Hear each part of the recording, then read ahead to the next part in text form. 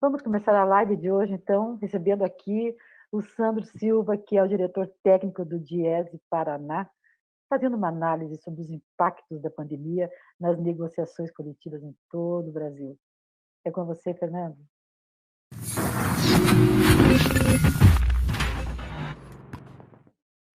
Boa tarde, Sandro Silva, como está você? Tudo bem? Boa tarde, Gilce, tudo bem? Hoje, galera, nós estamos aqui recebendo o supervisor técnico, o economista Sandro Silva, que ele é responsável aqui pelo Diese do Paraná.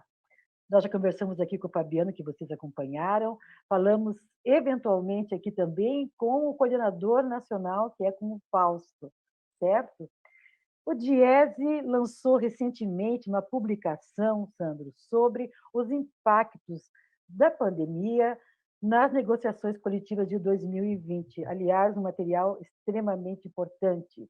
Mas antes de nós falarmos, né, mostrarmos também esse material, eu queria que você explicasse aqui para a nossa audiência como que o Diese trabalha, né, para poder levantar esses dados com negociações coletivas de áreas, de setores econômicos tão distintos. Como que é esse trabalho? Então, historicamente, o Diese faz um levantamento com relação às negociações salariais, né? Desde 96, praticamente. Desde quando começou e teve um impulso maior da livre negociação, porque até então você tinha uma política nacional, né, federal, de reajuste, onde o governo determinava o reajuste mínimo das categorias. E aquelas categorias mais organizadas, que com força maior, conseguiam fazer negociações e avançar além daquilo. Então, desde 96, o Diese faz um acompanhamento. Anteriormente, o acompanhamento era focado em algumas categorias. Você fazia um painel, né? Nós temos ainda até hoje um painel de negociações importantes no Brasil, e a gente fazia o acompanhamento disso e um trabalho formiguinha. Você ia atrás da informação, entrando em contato com os sindicatos, com as federações, e depois, com o avanço tecnológico e a criação do sistema mediador, o Diese começou a fazer um levantamento com base praticamente a todas aquelas negociações que são registradas no sistema mediador. Esse é um sistema que foi criado pelo Ministério do Trabalho, agora é o Ministério da Economia, né? Que Sim. juntou. E através desse banco de dados, onde tem todos os acordos e convenções coletivas negociados no Brasil que são registrados, a gente faz um acompanhamento praticamente diário dessas Sim, informações, né? E bacana. normalmente a gente fazia a divulgação uma vez por ano, 2 vezes por ano, né? Um balanço do primeiro semestre e um balanço do ano.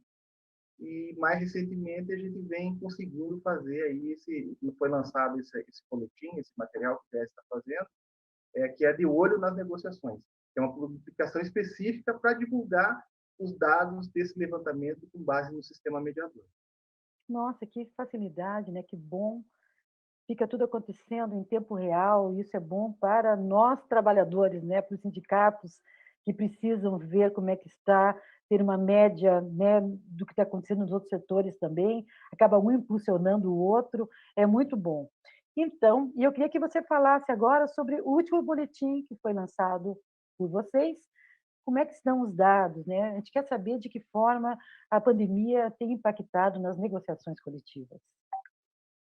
Então, a gente vem observando, eu vou mostrar aqui ele para Tá. você, Uhum. mas acho que antes de eu começar a mostrar, acho que é importante falar de forma geral. Com certeza. As negociações, em função desse levantamento que o Diese faz há anos, a gente tem uma noção clara que as negociações elas são muito influenciadas pela conjuntura econômica, né? E também pela questão da inflação, né? Quando a inflação aumenta, quando a inflação cai, isso acaba interferindo de alguma forma no resultado das negociações. E este ano a gente já vinha observando uma oscilação grande dos resultados das negociações. Em parte, em função que no início do ano, a gente começou o ano com uma inflação de certa forma alta, né? A database de janeiro estava negociando com uma inflação de 4,48%, e essa inflação foi influenciada inicialmente positivamente pela pandemia, em função da redução do consumo e outros Tá. fatores. Essa inflação caiu, vinha caindo, chegou na database de junho a 2,05%. Isso acabou tendo um impacto positivo nas negociações, a gente começou a observar aumentos reais maiores, Mas depois você teve um resultado inverso, né? A inflação começou a aumentar também em função da pandemia. O E aí, auxílio emergencial, é isso? não, eu acho que isso é um fator, mas não é o principal fator. Na Tá, verdade, tem vários fatores. Um fator é o fato da desvalorização do real, né? tá. O real já vinha se desvalorizando muito desde o ano passado, em função do governo, né? O governo cada vez fazendo as coisas de forma inadequada, isso tudo gera uma desconfiança do mercado, isso acaba influenciando a questão cambial, e isso se intensificou ainda mais a partir da pandemia, né? Então, você teve uma desvalorização muito grande do real, e isso impacta em vários produtos, principalmente alimentação, que são cotados em dólar. E o outro fator é a ausência de política pública do governo federal, né? Falando especificamente da questão da alimentação. Tá. Enquanto outros países, na pandemia, resolveram segurar as exportações de alimentação, ou até mesmo não exportar mais ou reduzir a quantidade exportada, o Brasil vem batendo recorde de exportação, né? E aí a gente está tendo vários problemas impactando aí a população, né? A gente teve um aumento significativo, ainda está num patamar muito alto do arroz, da carne, o feijão, por outros fatores também, a charne, outros fatores, mas, por exemplo, o arroz, a carne de frango. Então, vários itens estão sendo impactados por essa questão, tanto do dólar como a questão das exportações, porque você aumentou muito as exportações, isso reduz a oferta do produto no mercado interno e faz com que a inflação suba, né? E isso vem impactando as negociações coletivas, né? Com o aumento da inflação, hoje a gente está com a inflação, a data base, por exemplo, em novembro, a inflação está em 4,77, né? Talvez continue ainda aumentando, data base em dezembro, a expectativa é que seja um pouco maior, mas depois caia, mas isso acaba influenciando. Além dessa questão específica da inflação e da própria conjuntura, né, de pandemia, a gente observa outros dois movimentos que não se via nos últimos anos. Um movimento é a redução do número de negociações fechadas, né? Em função da incerteza da pandemia, você tem muitos setores que não estão conseguindo fechar a negociação. Nossa, que interessante esse dado. Já tinha esse movimento em função da reforma trabalhista, né? Porque você tinha uma situação onde, com a reforma trabalhista, as entidades patronais eles querem implementar a reforma trabalhista e tirar direitos dos trabalhadores, né? Então você tem uma resistência. Um exemplo é o setor metalúrgico, né? Vocês fazem praticamente 3 anos que não fecham a convenção coletiva. Vários setores não fecharam convenção em função dessa postura patronal e, além disso, não aceitar a questão do custeio sindical, do financiamento sindical. Então, você já vinha com esse problema de redução do número de negociações, que se intensificou com a pandemia. Por que se intensificou? Porque veio mais forte ainda essa questão de tirar direitos e, ao mesmo tempo, não querer dar reajuste para os trabalhadores, né? Eu tenho alguns exemplos de negociações onde o patronal não quer dar nada e jogou a negociação salarial ou não deu reajuste esse ano. Então, a gente observa que o número de negociações fechadas durante esse ano é 9% menor do que no ano passado. Em alguns meses, por exemplo, o mês onde que concentra maior número de negociações no Brasil, no Paraná, que é a data base de maio, a gente chegou a 16% das negociações fechadas, né? Além de você ter reduzido o número de negociações, você teve uma parcela das negociações que não previa reajuste salarial, né? Então, você tem esses dois movimentos. Então, houve a redução de negociações fechadas, e mesmo essas que fecharam, essas que foram concluídas, muitas delas não previa reajuste salarial, né? Então, a gente tem esses impactos aí da negociação. Eu vou mostrar para vocês a publicação, essa publicação que você falou, Ju, que é o De Olho nas Negociações, que o Diese lançou recentemente, que tem essas informações específicas da negociação, né? Viu, Sandro? Enquanto você está se preparando para apresentar, eu quero até fazer um comentário com você. Primeiro que, assim, sua presença aqui está sendo assim, super interessante, porque você está trazendo dados que nós ainda não tínhamos recebido aqui na live sobre determinados aspectos do impacto que está acontecendo. Você trouxe dados novos. Tanto é que quando eu te falei em relação ao auxílio, porque o que a gente mais ouve falar é isso. As pessoas começaram a comprar mais. E eu sempre pensava assim, nossa, mas será que R$ 600 ia, né, alterar tanto assim? Então, você coloca agora que não é só auxílio, que foram várias coisas. Outro fator importante, né, quando você até se referiu aqui ao sindicato, é interessante. É uma estratégia do sindicato, porque já há mais 3, né, ou 4 anos, enfim, os sindicatos patronais querem fazer um acordo coletivo muito inferior ao que o sindicato está propondo. Então, é uma estratégia de não fechar com eles, porque se fechar com eles, vai valer para todos. Então, a estratégia aqui é fábrica por fábrica. E é assim que temos conseguido aumentos, né? Nesse ano, por exemplo, aqui no sindicato, a gente sabe que você vai mostrar daqui a pouco, porque é um ano muito complicado, mas como a estratégia de fábrica por fábrica, se consegue avançar mais, se consegue recuperar as perdas, enfim. Mas depois a gente pode falar mais um pouco sobre aqui o SMC. Agora você, por favor, nos apresente aqui, que estamos curiosos para saber esses dados. Fique à vontade. Então, aqui é a publicação, né? Esse de olho nas negociações, que já lançou, está no terceiro número, agora em novembro, né?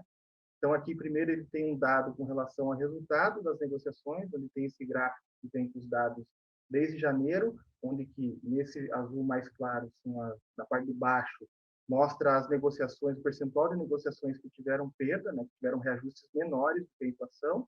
No meio ali, o azul mais escuro, que tiveram um reajuste igual à inflação, aí a gente está considerando o INPC do IBGE, né?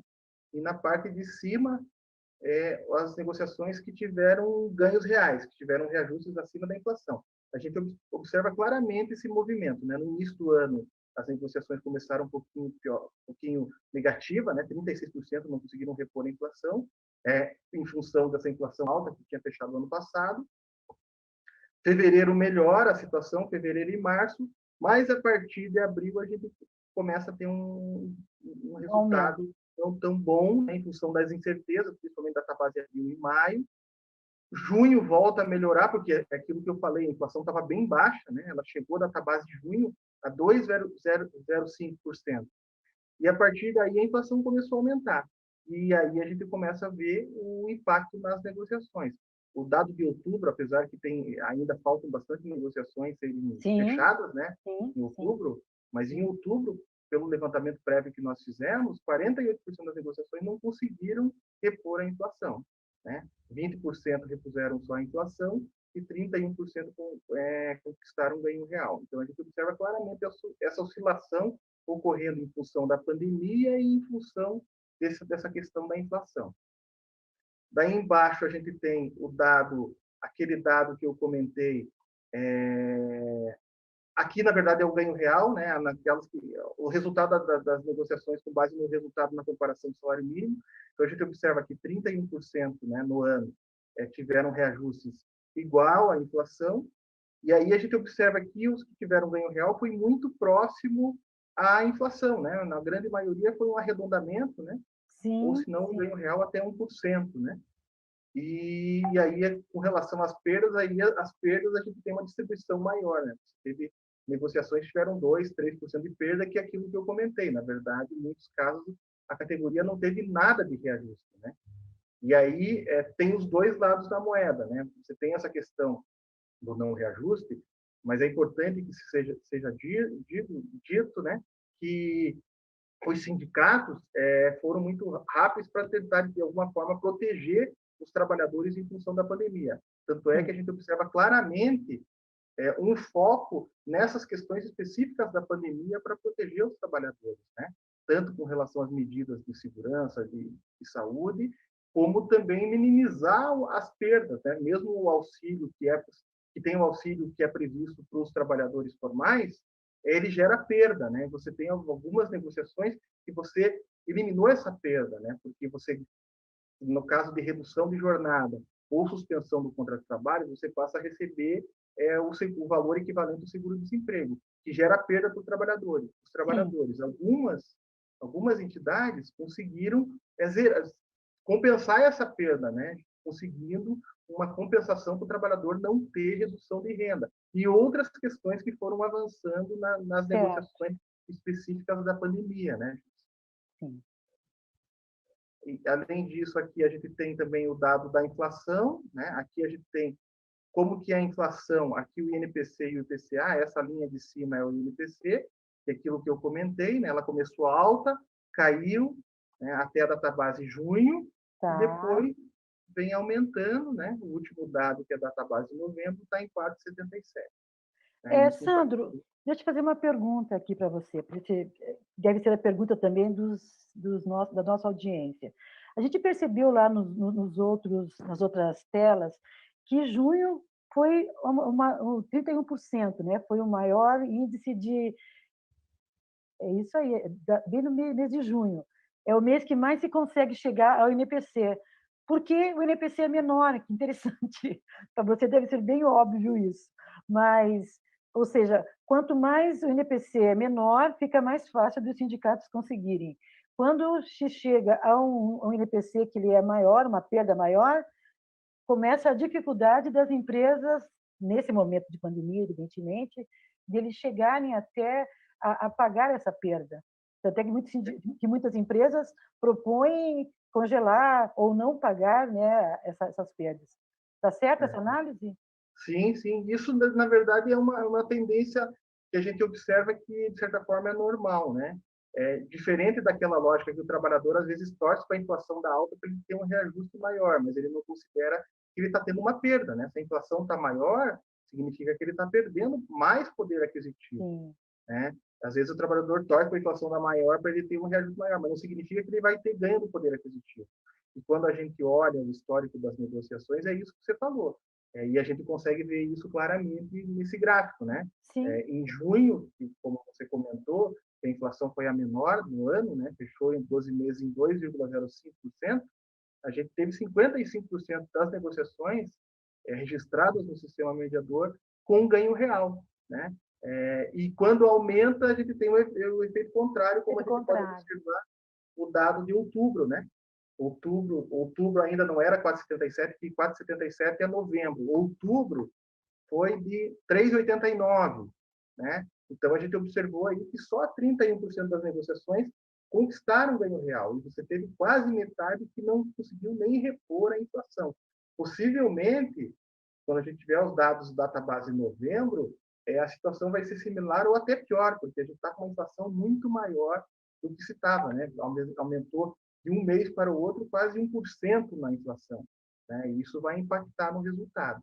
Só um último dado que eu quero mostrar aqui, Jus, que eu À mostrei vontade. aqui À o vontade. gráfico da inflação, né? Que tem esse histórico da inflação. A tendência é que ele continue aumentando, database de dezembro, né? A estimativa é que fecha em torno de R$ 5, e daí comece a cair, né?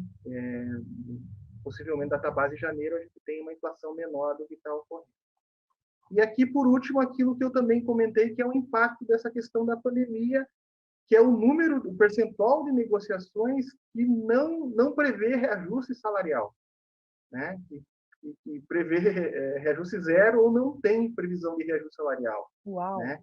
E a gente observa claramente que esse impacto foi maior, principalmente ali em maio, que é o período onde você concentra grande parte das negociações, das categorias, da base das Quais categorias, né? categorias, por exemplo, Sandro? Só para dar um exemplo, para a gente ter noção de Então, por quem está. exemplo, aqui no Paraná, a gente tem, por exemplo, vários setores da alimentação que negocia Tá. aqui, database Maio, por exemplo, café, pessoal da panificação, uma parte da panificação, deixa eu ver o que mais, panificação, setor de doces, deixa eu me lembrar o que mais tem, mas o que a gente observa é que, no geral, é o que concentra o maior número de negociações. E pegou bem nesse período do momento de incerteza da pandemia, né? É importante Entendi. ressaltar que a pandemia, ela começou foi decretada a pandemia no finalzinho, ali na segunda quinzena de março, né? E você tinha uma incerteza muito grande. E aí, nesse momento, vocês estavam discutindo qual que seria o impacto da pandemia, né? E as Tá. medidas também, né? O governo acabou demorando.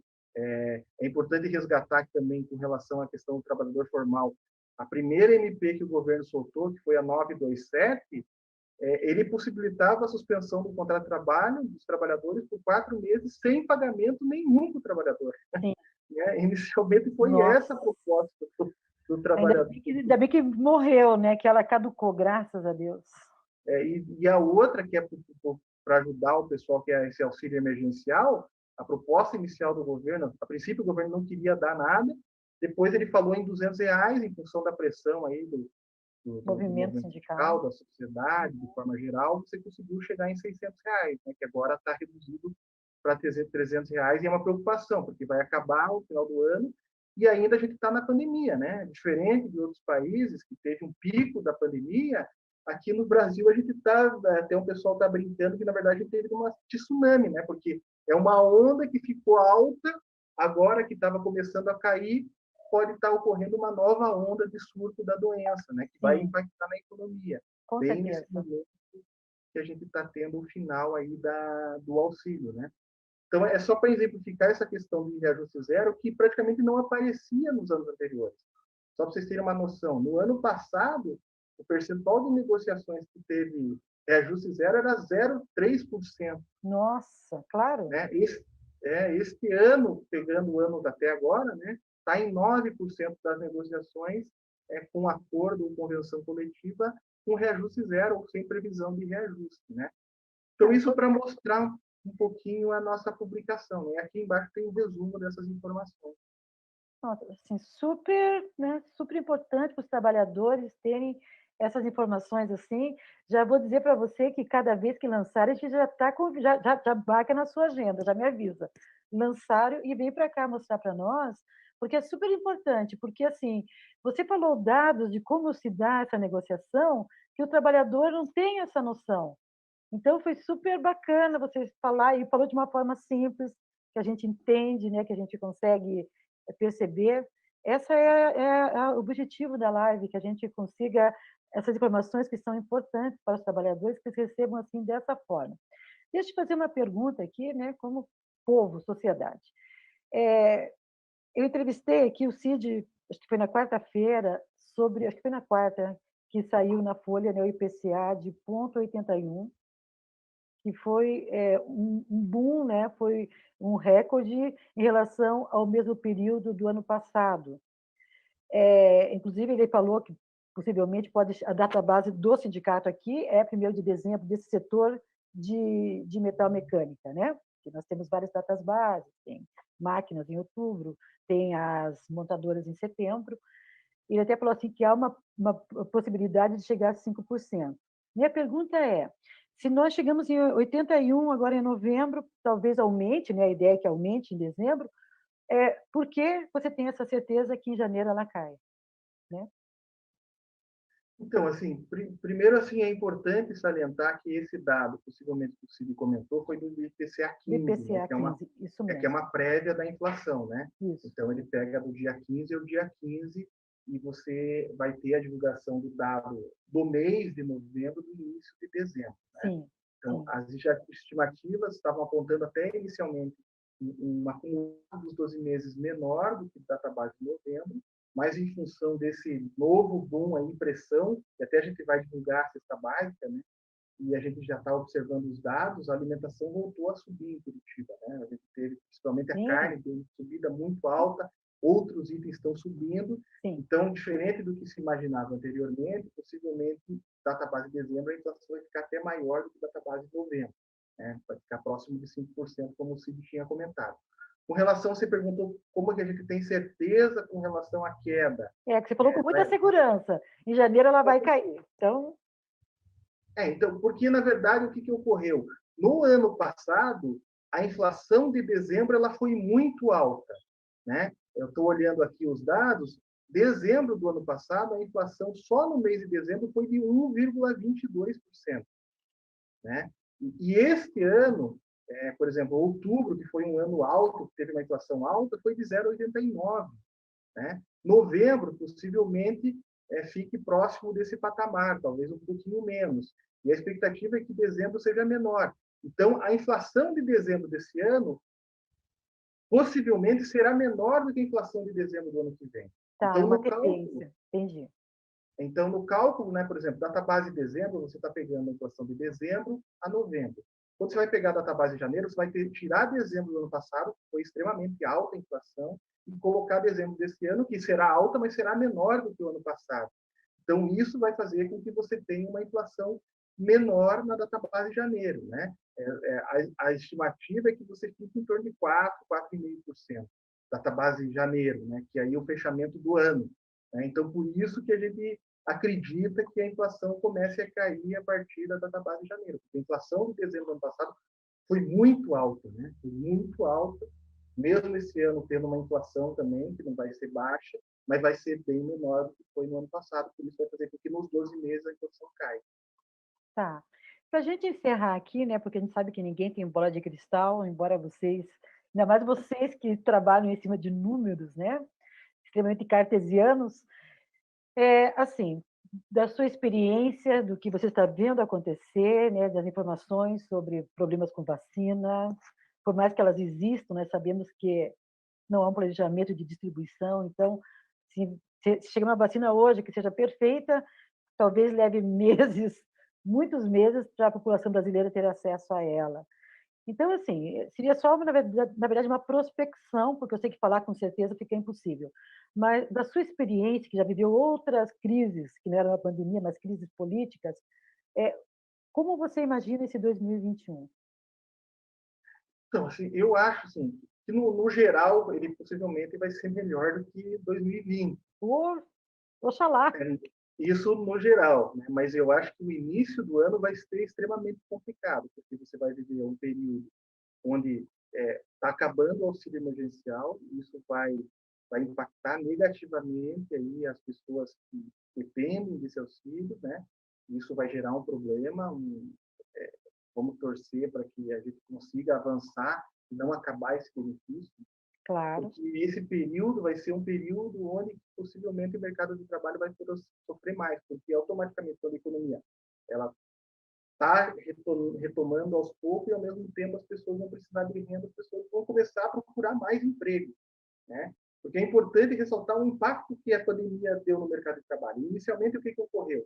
Houve uma redução muito grande dos ocupados, né? Tanto no setor formal como informal, principalmente de conta própria, que, de certa forma, segurou esse pessoal em casa em função dos auxílios, né? Sim. E também o medo do vírus, de você sair para a rua e pegar o vírus. Mas, com o fim do auxílio, as pessoas vão se obrigar a sair de casa e procurar emprego. Já está ocorrendo isso. Então, a tendência é que o desemprego aumente significativamente, né? A gente já está com o desemprego em 14,4%, Sim. possivelmente continua aumentando porque as pessoas vão procurar mais emprego. Só para vocês terem uma ideia, no início da pandemia, ali nos 2, 3 primeiros meses, o Brasil perdeu 10 milhões de ocupação. Isso não significou aumento de desempregado, porque as pessoas saíram do mercado e não procuraram emprego. E agora que elas estão voltando a procurar emprego. Então, a gente vai ter um início do ano muito complicado, né? Em função do fim do auxílio e essa necessidade das pessoas irem atrás para conseguir uma ocupação para ter uma renda, né? Aí vai depender muito do que ocorrer aí na questão política e até a postura do governo, né? Infelizmente, desde o início, além dessa falta de articulação de uma política nacional e nem de planejamento com relação à vacinação, sim, quando tiver, né? Você não tem nada, né? Você imagine, faz quanto tempo ele está conversando sobre vacina, os testes de vacina, e o governo não tem nada de apoio. Não sei se vocês viram a questão de testagem. O Brasil corre o risco de perder 6, 7 milhões de testes porque não tem nenhum planejamento e parece que não quer testar a população, né? Então, é um negócio impressionante que está acontecendo no país. Então, vai depender muito da pressão social para que amenize esse impacto negativo que vai ocorrer no início do ano. Com as vacinas, torce para quanto antes a gente tenha disponibilidade de vacina, que a gente consiga, que o governo se mexa e consiga chegar às pessoas a vacina, isso tende a gerar um impacto positivo na economia. Então, a expectativa é se, não pelo governo, mas mais pela vacina, a possibilidade de vacina, isso vai fazer com que, possivelmente, a expectativa é que você, com a vacina, a economia retome mais rapidamente e isso impacte positivamente na economia. Mas também tem um outro lado que é importante ressaltar. O governo continua com o discurso que vem tomando conta da agenda econômica do país nos últimos 3, 4 anos, desde o Temer, que com a lógica de você tirando o direito, reduzindo programas sociais você vai resolver o problema. Não vai resolver o problema. Não Você vai. pode voltar a crescer, mas crescer muito pouco e a pobreza vai continuar aumentando, como vem aumentando, a desigualdade vai continuar aumentando e o país não vai crescer significativamente.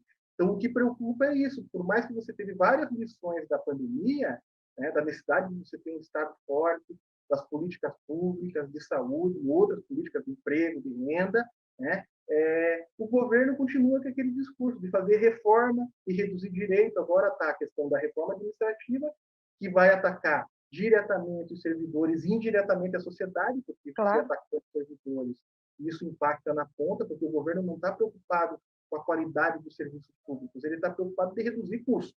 Né? Sim. Infelizmente, a lógica do governo é essa. E tem a discussão de reforma tributária, mas o governo, o Congresso, coloca uma lógica de você simplificar, e isso não resolve, porque o principal problema tributário do país é a regressividade do sistema. O que é isso? As pessoas que ganham menos pagam mais, porque mais da metade, quase metade da carga tributária brasileira é de impostos indiretos, que estão embutidos no preço do produto, e independente da renda, você paga o mesmo imposto. O mesmo imposto que eu pago sobre o arroz, sobre o feijão, sobre a conta de água, sobre a conta de luz, um trabalhador que ganha salário mínimo ou ganha menos, ou um trabalhador que é um milionário, uma pessoa que é milionária, paga a mesma coisa. E como o pobre, o trabalhador gasta praticamente toda a sua renda, ele acaba tendo uma carga tributária relativa, percentualmente da sua renda, maior. Esse é o problema tributário do país. Só que a gente observa que o governo não está olhando isso. Na verdade, ele vê o contrário, ele tem uma lógica, o Guedes fala uma lógica ao contrário, ele quer reduzir ainda mais o imposto do rico e penalizar o pobre. Então, essa questão que pode, em vez de ajudar, a prejudicar nessa lógica de política econômica. E uma questão, só para finalizar, que eu acho que é importante, já que a gente falou de negociação, Claro. acho que é importante a gente citar que a gente conseguiu, junto às centrais, junto às centrais, fechar a negociação do piso regional. Né? Ah, sim. Eu acho que nós vamos ter que marcar uma outra entrevista na semana que vem para falar sobre isso. Isso é uma pauta exata. Pode fazer o seu comentário aqui, mas eu vou querer que você volte para a gente tratar desse assunto. Mas pode falar agora, pode falar. Mas só rapidamente, né? A gente tinha conseguido negociar lá em 2016 e atrelar a política do piso regional paranaense com a regra do salário mínimo. Qual que era a regra do salário mínimo? O PIB de 2 anos atrás e a inflação do ano anterior, e também conseguimos igualar a data base, né? Que antes o piso aqui reajustado em maio, daí a gente foi antecipando o mês até chegar em janeiro junto com o salário mínimo. Só que, como a gente previa, no ano passado acabou a política de salário mínimo. Você tinha uma política de reajuste do salário mínimo que garantia o aumento real. Né? E acabou essa política. Isso gerou uma dificuldade na negociação, já que, a princípio, o setor patronal ele era contra, tem ainda Claro. a posição contrária à questão do piso regional, mas a gente consegue, de certa forma, avançar, e a posição era de não dar reajuste nenhum, né? E na negociação a gente conseguiu avançar de garantir o mesmo reajuste do salário mínimo, né, que será anunciado agora em dezembro, acrescido de metade do PIB do ano passado. Então, o PIB cresceu 1,10, então vai ser 0,55. Então, a gente garantiu que o piso regional paranaense terá o mesmo reajuste do salário mínimo, acrescido de 0,55% de praticamente ganho real. Eu acho que é algo importante, tendo em vista Claro. e tendo em vista também que tem, hoje no Brasil, são 6 estados que têm piso regional. Né? Desses 6, 4 não fecharam ainda o piso deste ano. E a gente conseguiu fechar, mesmo não tendo política, este ano, né, que foi negociado no final do ano passado, um ganho real superior a 1%. É uma vitória e isso Com gera um impacto certeza. nas negociações do Estado. Né? Muito importante, né? Tudo que se faz em favor dos trabalhadores de ganho nesse momento de tanta vulnerabilidade, né? Realmente estão super de parabéns.